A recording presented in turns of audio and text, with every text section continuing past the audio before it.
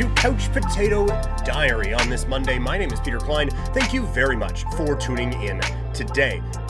Today, busy show. We're going to be talking about the big contract that was signed in the NHL over the weekend. Elias Pettersson is staying in Vancouver for a while and is getting paid very handsomely to do so. The wheels continue to fall off from the Pittsburgh Penguins. The Calgary Flames absolutely get it right with the Mika Kiprasov jersey retirement. We'll look at a big blowout in basketball that feels like a bit of a shift in things. I'll explain that. Plus, a big name retires in the NFL, and it is UFC 299 week, so we will look at the early storylines for that. So like I said, busy show coming at all of you today. If you're looking for a bit more Blue Jays content, you can tell from the background, just did the Catlin Autocast. It's available on YouTube now. I think Spotify. Not sure why not on Apple, but whatever. Either way, it should be out by the time you're listening to this. You should be able to listen to that as well. A full look at the Blue Jays. Seems like a starting rotation spot could be opening up with the Manoah struggles / injury problems. There is a battle for second base. How has that gone as we kind of enter this second week of games in spring training? Plus some frustration over the Matt Chapman deal with the Giants from a Blue Jays perspective. And the MLB preview has started. Sorry. I'm very choked up about it. The MLB preview has started. So looking at the players who could break out for the Blue Jays this season. For this show, like I said, a lot of hockey, basketball, a little bit of baseball at the end as well as some fight talk. You can find me on social media, Twitter, Instagram, and TikTok. I'm at Primetime Klein. Twitch.tv/PrimetimePK. You can email this show, couchpotatodiary@yahoo.com. Thank you for tuning in, whether it's YouTube or podcast form. Make sure you like and subscribe and leave a review. All right, let's get into it. Let's talk some hockey.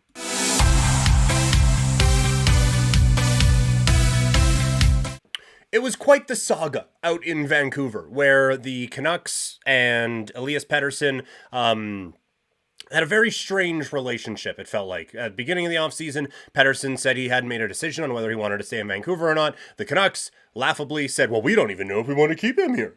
And then he goes out, has the best season of his career, and has been absolutely undeniable, and then reports a couple of weeks ago that, well, he still hasn't made a decision, and Canuck fans were not only saying, well, we need to trade, or we should be trading this guy, it's we need to trade this guy, which is an insane thought, and then the two sides get together, and almost $100 million later, Elias Pettersson is staying with the Vancouver Canucks. This is a win for both sides. For Elias Pettersson, it's fairly simple. He got paid a lot of money in a city he's comfortable with, on a team that I think is very clearly on the rise and is looking to build around this guy. Like, that's it. He's getting paid a substantial amount of money to play on a good hockey team. So, good job. Like, there isn't a whole lot else I can say off of that. But it is, I think, a fantastic deal for the Canucks. Even at $11.6 million a year for 8 seasons, it feels like a bargain given how good this player is. He is absolutely someone who makes everyone around him better. That's been very obvious this season, right? And it's why people are a little bit hesitant to throw Nils Höglander into trades from the Vancouver Canucks because of, not just because. Höglander is a good player who's having a good season.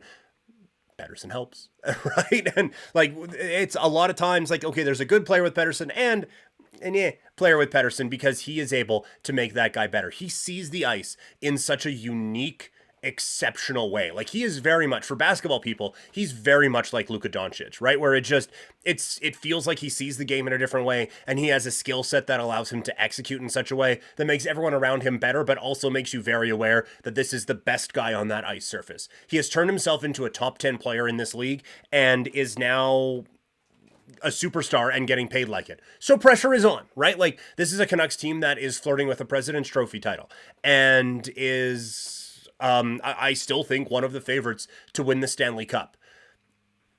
But now there's pressure, right? Now it's not just like, okay, whatever. Now you are going into next season, the top paid guy on a team that right now looks like a cup contender.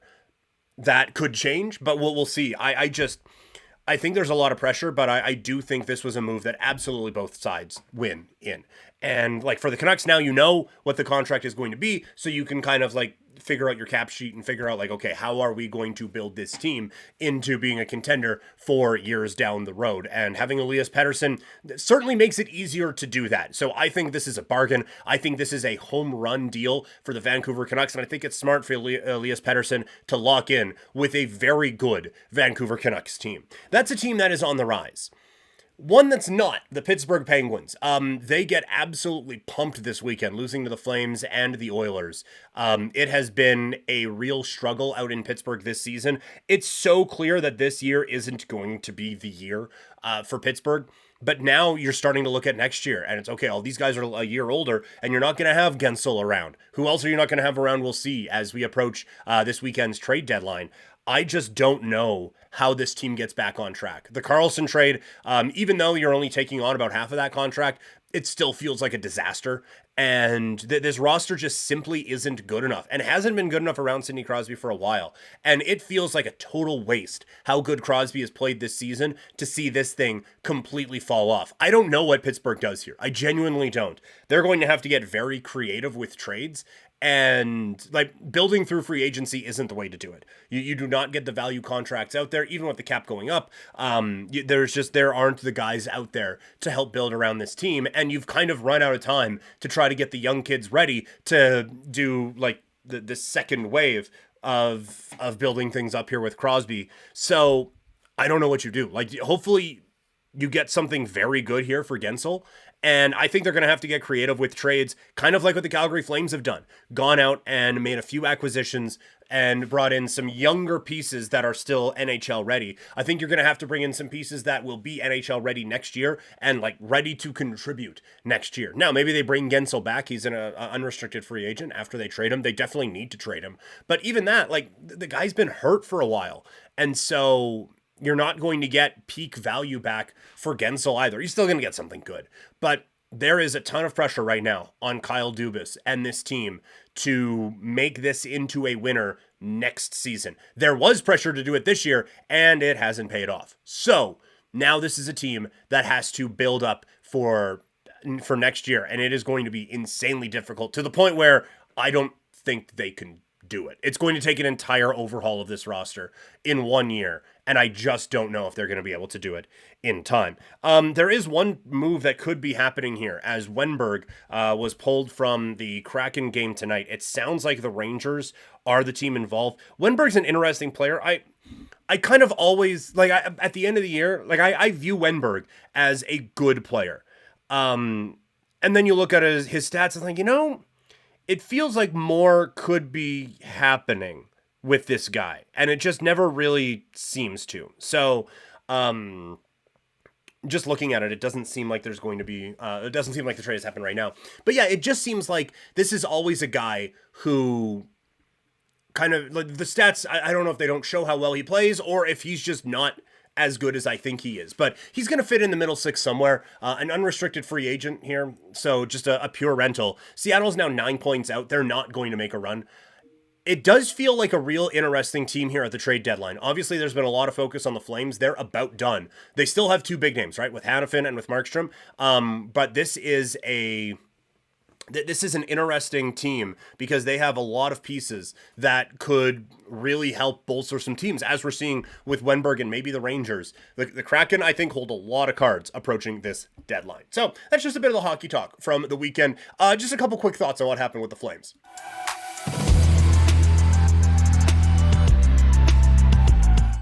The Calgary Flames had Mika Kiprasov jersey retirement night on Saturday. They hit it out of the park. They did such an amazing job. And it was like the Jerome McGinley one was perfect. And now the Mika Kiprasov one was perfect as well. 10 out of 10, no notes. They did an exceptional job with that. And everyone involved in that process should be extremely proud of what they were able to put together. And then the team responds with a big win. So, we'll see. Like, there's a lot of buzz around the Calgary Flames right now. By the way, talking about team-specific shows, the next edition of Blasty Banter comes out tomorrow morning, so get ready for that one. But for the Calgary Flames, this is definitely a season of transition. It's been a season of ups and downs. They played really well against the Penguins. And we know they are a team that is not going to out-talent a whole lot of people. They're going to have to really work hard if they are going to progress in any sort of way. But it was nice from a Flames standpoint to just be able to celebrate the night and to celebrate one of the greatest to ever lace them up for the Calgary Flames. And now, like, what happens with Hanifin? It sounds like he prefers to go to Tampa Bay, but we did this on Blasty Banter last week. Tampa Bay doesn't have a whole lot that they can offer right now. They don't have first-round picks this year or next year. They don't have second-round picks until 2027. There just isn't a whole lot that the Tampa Bay Lightning can offer the Flames. So it's great to want to go there. I just don't know if they have what it takes to make that deal. The New Jersey Devils are falling fast. We'll see if they make a move for Hanifin and Markstrom, because it sounds like the Markstrom deal was done and ownership stepped in. It's like, we kind of like how the team's playing, so we're not going to make this move, which is earth-shatteringly stupid and just shows why the Calgary Flames, to quote Hulk Hogan, are in the damn shape they're in because of bullshit like this. Just that shouldn't be a consideration at all. Yes, this is more than just trading a rental piece, but if you are able to, like, you have the goalie of the future ready. He is absolutely ready to step into an everyday NHL role in Dustin Wolf. So, like, it just seems like a no-brainer that Markstrom should be on the move. I do not understand it at all from a Flames perspective. So we'll see if anything changes between now and the now in the end of the week when the trade deadline happens. Just a note, on trade deadline day, I will be on Sportsnet 960 from 10 a.m. to 1 p.m. breaking down everything that's going on not going on trade deadline day. And then after that, at some point, I'm going to do a podcast looking at the winners and losers of the NHL trade deadline. That one might come out Monday. We'll get to programming note at the end of the show. But yeah, that is what's going on with the Flames. Again, for more in-depth Flames talk, check out Blasty Banter tomorrow. All right, let's get into some hoops.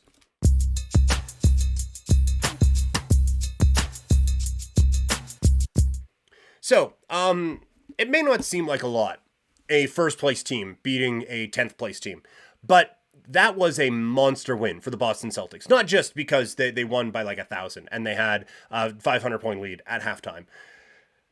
This was a statement by the Boston Celtics, because they still kind of, Bill Simmons put it on his podcast, they still felt like the little brother to the Golden State Warriors after the Warriors dynasty continued with that championship a couple of seasons ago, beating the Boston Celtics, and then how things went down against the Miami Heat last season. This is a different Boston Celtics team. And like, quite frankly, I genuinely don't know how you beat Boston if they are healthy. With Porzingis' ability to stretch the floor but also play well in the post, you have Tatum, who is just unbelievable at what he does from a scoring standpoint, defensively as well. He'll take on some responsibility. They have built a complete team out in Boston, and the East obviously runs through them. If it were them against Denver in the finals, I would be so ecstatic to see what that matchup actually looks like and to see how that would actually play out. But for now, Boston has really built up a team that if they can stay healthy, they feel unstoppable in the East right now. For Golden State, this feels like a bit of a blip, like just kind of a burn the tape bad game. I do genuinely think overall they're playing better basketball than they were at the start of the season, and things are starting to mesh a little bit more. I don't think they're a real threat in the West, but I don't think that this is going to be the start of the downfall of the Golden State Warriors. They're going to have to win 2 playoff games probably to get into the postseason, and then a matchup with them in Minnesota or Oklahoma City or Denver in the first round likely doesn't go their way. But I don't think that this is a hopeless situation out in Golden State. Just a bit of a bad night for the Golden State Warriors. But yeah, for the rest of the NBA, it really does seem like the Boston Celtics are just it now, right? And they are the team that we all, like, the best case scenario of this team is absolutely playing out in front of our very eyes. The Raptors taking on New Orleans tonight. No Jakob Poeltl in the lineup, which is disappointing. For more in-depth Raptor talk, check out Dynamite on this feed every Wednesday. It's going to be a Raptor-specific podcast. If you're listening in podcast form, it's just available on this feed. If you're watching this on YouTube, it's just going to be available in the channel. But also, if you're just looking for that specifically, it is in the playlist portion here on the channel, so check that out. A giant name in the NFL has announced his retirement. Let's talk about it.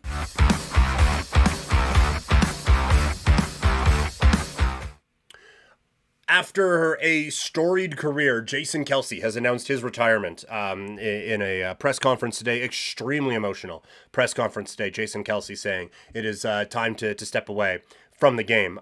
This is, no question about it, a Hall of Fame career for Jason Kelce. Like, one of the best to ever do it at the center position. And I will not claim to be an expert at the center position, but I know enough to know that this guy was one of the best to ever do it. And now you look at, for him, post-career, like, he and Travis Kelce already have an incredibly successful podcast. Every TV market is going to, or every big TV station with football is going to be asking for this guy, right? Like, they're going to be asking for him on ESPN. They're going to be looking for him on CBS. Fox will be looking for him. Amazon will be looking for him. NFL Network, all of it. This is a guy who can kind of, if he wants to stay around the game of football, this is a guy who can kind of call his shot. And honestly, probably get more recognition as a broadcaster than a football player, which is insane because he's going to Canton as a football player. But I think that this guy, like, he has just shown, how do you not love him from a personality standpoint? Whether it's the documentary, whether it's the podcast and all the stuff about the Super Bowl partying and everything like that. The guy is an absolute star that people just can't get enough of. So he is going to be 100% in the spotlight as much as he wants it. In terms of what it means now for the Philadelphia Eagles, this was already a interesting offseason because of it's an aging team, right? Specifically the offensive line. There are some players who are long in the tooth, and now one of them is gone. And so now you're kind of having to retool on the fly this offensive line. And I just wonder if this is going to be a bit of a step back to take a step forward year for Philadelphia. You have, like I said, some aging players on this team. They've done a pretty good job of drafting. If they can continue to fill those spots, then maybe they stay competitive for another year. Jalen Hurts is obviously awesome.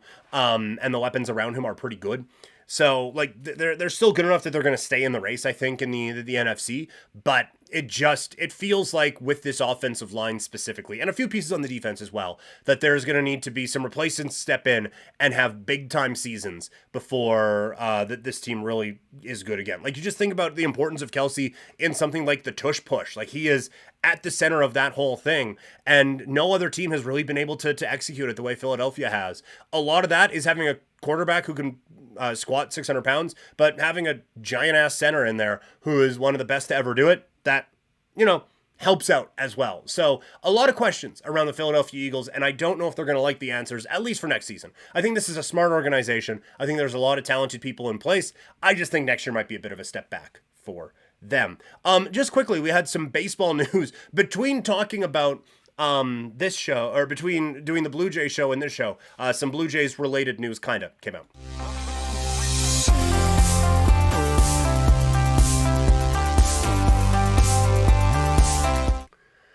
Josh Donaldson has announced his retirement from professional baseball. And this one, like, we're not going to do a deep dive on Josh Donaldson's career right now or anything like that. But for Donaldson, he changed the attitude and culture and perception of the Toronto Blue Jays. It was an absolute steal of a deal, getting this guy who had MVP votes before to come in and play third base for the Blue Jays and, like, solidify the top of that lineup with him, Bautista, and Encarnacion. Just the Blue Jays version of a murderer's row. And for so long, the Blue Jays were just kind of, not a walking mat, but just kind of like at the little kids' table in the American League East. The Red Sox and Yankees doing their thing. Blue Jays would make some noise and then kind of fall off a little bit.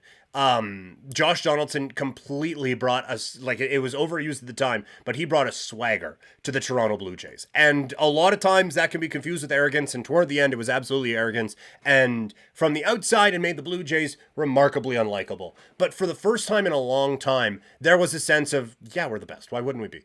That 15 run, when they acquired Tulo and Price, they basically didn't lose the rest of the way. And everyone kind of took on Donaldson's attitude around things. Like, there was a confidence with this group that they were going to be able to really make some noise. And he did that.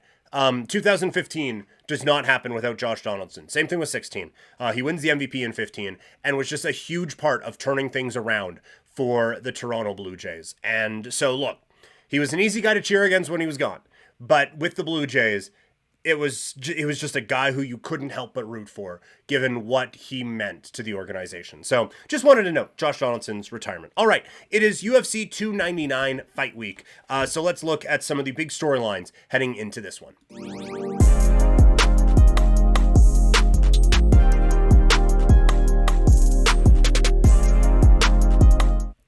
UFC 299 going down this weekend. In the main event, it is Sean O'Malley defending his championship against the only man to beat him so far in Marlon Vera. This is an interesting fight. I think the big storyline here is this is now the start of the O'Malley era, right? His first title defense coming off of a win. He has all of the makings of a superstar. The personality, the following, the fight style. That this feels like it could be the start of a really long run of Sean O'Malley as a champion in the Ultimate Fighting Championship. He's facing a fighter he lost to, but he is a better version of himself than he was now. So we will see. Is this just a bit of a blip for Sean O'Malley, or is this going to be the start of the superstar run that we think Sean O'Malley has in him? I'm really interested to see how O'Malley handles now being the hunted going into UFC 299. For Vera, this is his first title shot. He's been in the promotion since 2014 and gets his first championship bout. He's gone 5-2 since facing O'Malley and has faced some really big names along the way. I am so intrigued to see what this guy does in this big spot, because I don't, like, as much as I like him, I don't think he gets this opportunity if he hadn't already beat Sean O'Malley before. So it does feel like he's kind of jumping the line a little bit, but let's see now what you can get out of this gigantic opportunity. In the co-main event, it is Dustin Poirier taking on Benoit Saint-Denis. Poirier has lost 2 of 3 since going up against McGregor. So the main story around this one is, can Poirier get back to where he was? This is obviously an all-violence guy, one of the greats to step into the octagon in the sport of mixed martial arts. But again, he's lost 2 of 3. And when you get to that high of beating Conor McGregor twice, and then that roll stops again, let's see how he's able to respond to a couple of difficult losses. And for Benoit Saint-Denis, this is so clearly the biggest fight of his career. No one on his resume has come close to the star power and the skill of Dustin Poirier. So we will see, coming off of some amazing performances. He's won 5 in a row. Very talented fighter. But this is a huge step up in name value, and I genuinely think in competition as well. So I am really interested to see how Benoit Saint-Denis handles the bright lights. But it's going to be a huge spotlight. This is an unbelievable card. UFC 299. We will see how he handles it coming up here this weekend. That's going to do it for Couch Potato Diary today. Thank you all so much for tuning in. Tomorrow, blasty banter. Plus, we're going to have some NHL trade deadline talk for you guys as well, and a bit more on UFC 299. Wednesday is going to be Dynamite, the Raptors podcast, and then anything else going on in the world of sports with some more trade deadline talk.